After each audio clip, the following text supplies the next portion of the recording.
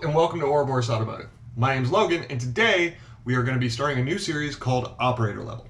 So the reason why I'm calling it this is that in the military there are different levels of maintenance, with the beginning base being 10 level operator level maintenance.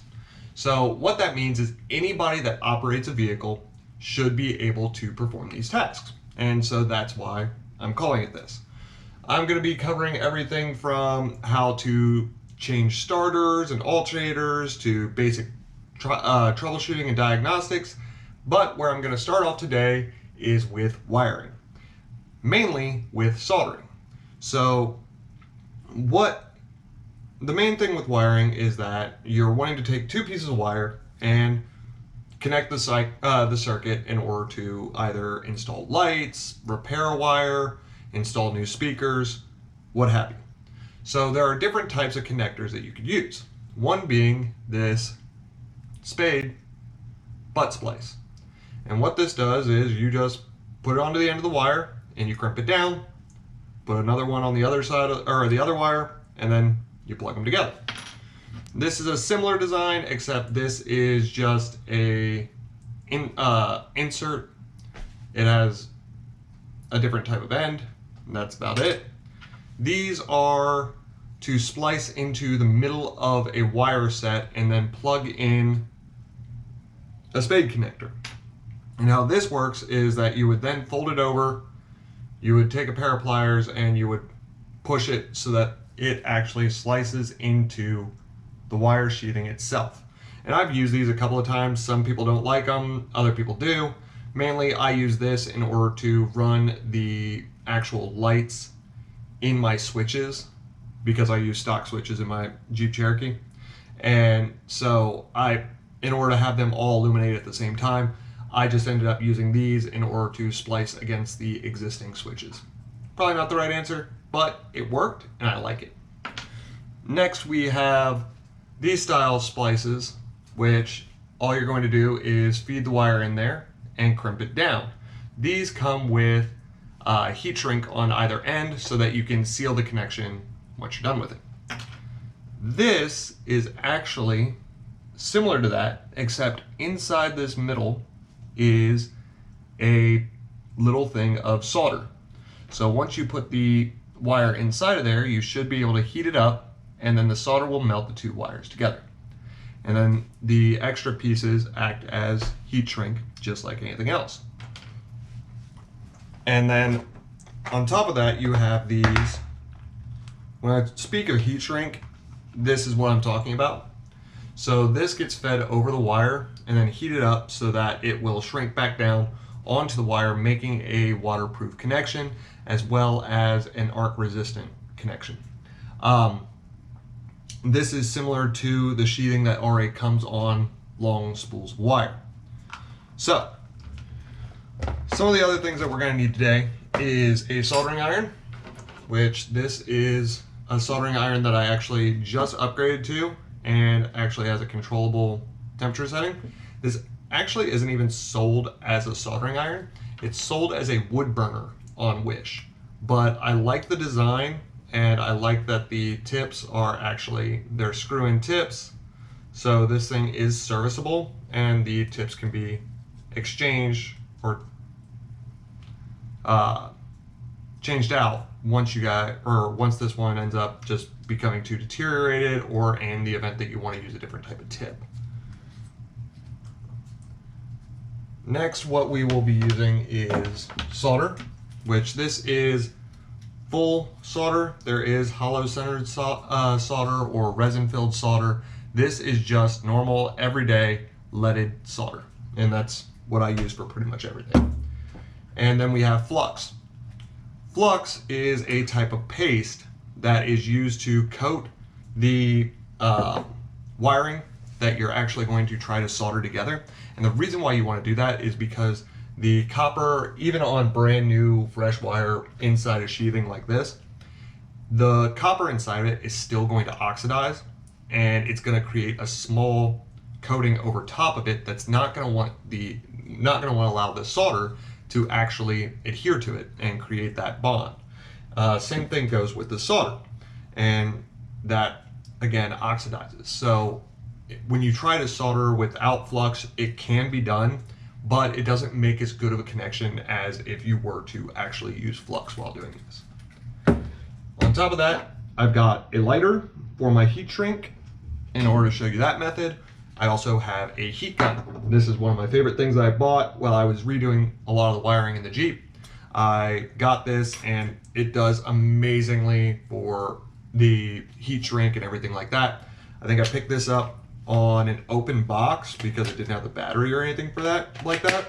I picked an open box for like 40 bucks at Harbor Freight, and probably one of my better ideas to purchase this. Oh, and lastly, a sponge, a damp sponge. So this damp sponge is actually going to be used to clean the tip of our soldering iron to remove the excess solder once we're done using it, so that you don't get buildup or anything like that, and you can create a good, you can continue to solder if you're doing multiple wires or multiple points on a computer board or something like that. I'm not going to go so deep as doing actual soldering into logic boards or anything like that because I do not remotely have the knowledge basis for that. But with all that being said, I'm going to reset the camera, set up our wiring and everything like that, and I will show you how to do basic soldering on wiring. Okay, so here's our setup. I have this little, this is actually made for like models and things like that, but I find it perfect for doing wiring. I just removed the mirror. So what I've done is I've taken the wire ends and kind of splayed them apart like this. And just FYI, this is how I prefer to do soldering. This is by no means the right way, like the best way. This is the way that I enjoy doing it. Some people enjoy or prefer to tin them, saying that it'll make a better mechanical adhesion and a bunch of different things. This is how I do it and how I have found it the easiest way to get this done. So what I'm going to do is, with the wires splayed out like that, I'm going to take and put it into my flux and get it all nice and filled onto those inner wires. And then I'm gonna clamp it into place. Obviously, I already have my heat shrink on there. Don't forget to do that, because then you're gonna have to put it on, or if you don't put it on now, then you gotta figure out if you want to cut off your joint that you just made, or if you want to just electrical tape it, which, yeah. All right, so now with them all splayed out like this, I'm gonna take and move them in, and I'm going to then twist them together. Well, kind of squish them down together first, and then twist them so that I have a nice hugging almost connection. And then I'm going to take a little bit more a little bit more flux, put it on there, make sure it's all nice and covered. And what I've done over here with my solder is just cut a little end off of it so that I can be more, or it's easier for me to maneuver around while I'm trying to do this. So our soldering iron is nice and hot. What I'm going to do is I'm going to place it on the bottom of this wire and get it all heating up and get it all ready.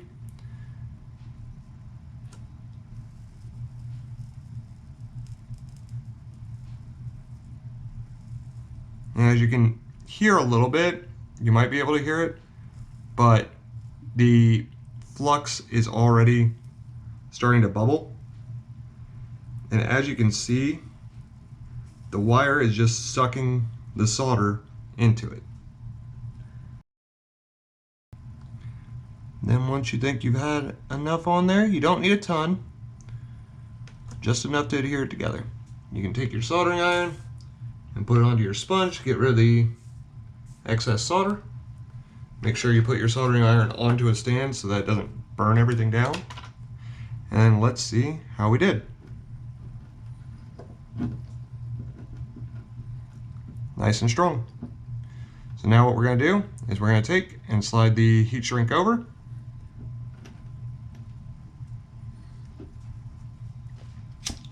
And heat it up a little bit with the lighter.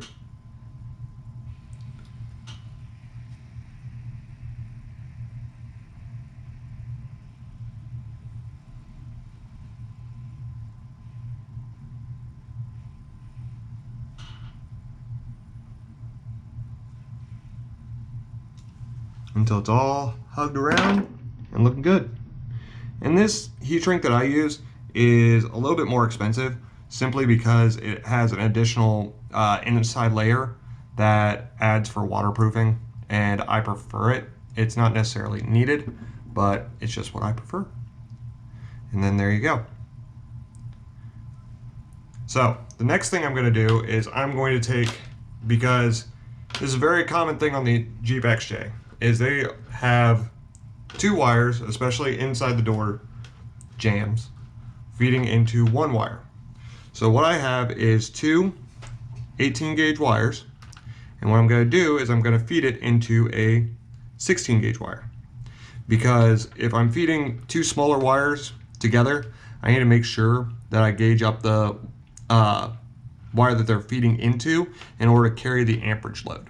And if you're wondering what size wire you need or anything like that in order to carry whatever amperage you are, they have a ton of charts online. It'll tell you for the length of your run, how much, or what the length of your run versus the amperage that you're wanting versus what wire size you should use. So with that being said, we will do this, and I'm going to put my heat shrink over here on that side. I'm going to do it pretty much the same way I did before.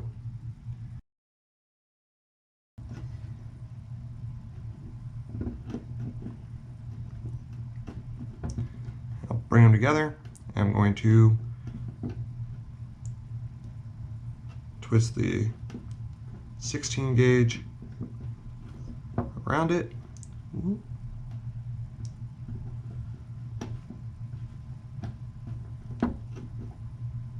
It doesn't really matter which way you spin these or twist them together or anything like that. And then some more flux.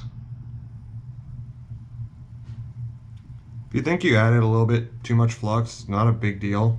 It'll all melt off anyway. So, cool. And there you have it. It's not the most beautiful soldering job in the world, but I never claimed to be a master electrician. That being said, this will do the job, and this will do pretty well with exactly what you need it to do. It'll create a nice bond, as well as allow for you to conduct electricity, which is, in the end, is the exact point that we need. Well, there you have it. Obviously, easy soldering job, came out looking pretty decent, and I'm happy with it, even though it took me like 5 minutes to do. This is not the best work that I've ever done. I was just here to show you exactly how you can do it. But a lot of my solders at the beginning, when I first started dealing with this, looked kind of like this. And it'll hold up. It's still going to do the job. But it took me a while to get a feel for exactly how to solder and exactly what I was doing here. It's not overly expensive. You can pick up wire from O'Reilly's or AutoZone or Advance, any of those places. Pick up a soldering iron from Walmart and go to town. You don't necessarily need to have a heat gun and this clamp and things like that, but it makes life a little bit easier. So with that being said, thank you guys for joining me this week. Make sure to go to my Facebook page and like that. I post up pictures and memes and things like that, things that don't normally make it onto a video. Also go check out my Instagram pages. All of that stuff will be in the description below. I am working on new designs for shirts and hats and trying to figure that logistics out because they're all handmade by me. Got to figure out an ordering system, but it's not big.